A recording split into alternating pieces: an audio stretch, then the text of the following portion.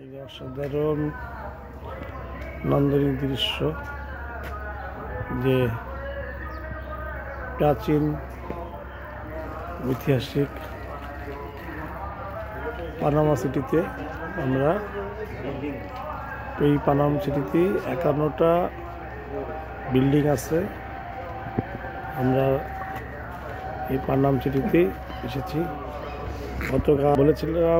গতকাল ছিলাম আমরা লালবাগ কেল্লা, আজ পানামা সিটিতে। পানামা সিটি প্রায় 14 বছর পর আসলাম, বেশ ভালো লাগলো। এই পানামা সিটি 14 শতকের বিল্ডিংগুলো। এই বিল্ডিংগুলো আনুমানিক বয়স প্রায় 600 থেকে 700 বছর। বিল্ডিংগুলোর এখনো যে ইটের অধিকাংশ বিল্ডিংগুলোই দোতলা, কিন্তু বিল্ডিংগুলোর রুমগুলো অবশ্যই অত বেশি বড় না, তবে বিল্ডিংগুলোর যে ঘাটতিগুলো অনেক চওড়া। আমাদের বর্তমানে যুগে বিল্ডিংগুলোর সাথে অনেক পার্থক্য। আমাদের তো এখন বিল্ডিংগুলা যেসব বিল্ডিংগুলো তৈরি করা হয়, অধিকাংশ বিল্ডিং তো এক ইটের ঘাটতি থাকে। এখানে এসব বিল্ডিংগুলো বেশ অনেক চওড়া, মনে হয় যে এটা বিশাল চওড়া। এই পর্যন্ত ঘাটতিগুলো আপনারা দেখতে পারেন যে 1, 2, 3, 4 মানে চওড়া করে অনেক বড়। আবার ভিতরে আপনাদের ভিতরে দেখাই, এই ভিতরের এই যে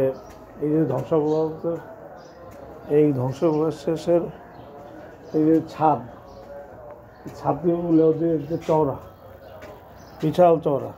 আমাদের দেশে এখন হয়তো ছাদ হয়তো 6 ইঞ্চি হয়, কিছু কিছু জায়গায় 3 ইঞ্চি থেকে 6 ইঞ্চি ছাদগুলো করে, অথবা আর এখানে এই ছাদগুলো প্রায় 18 থেকে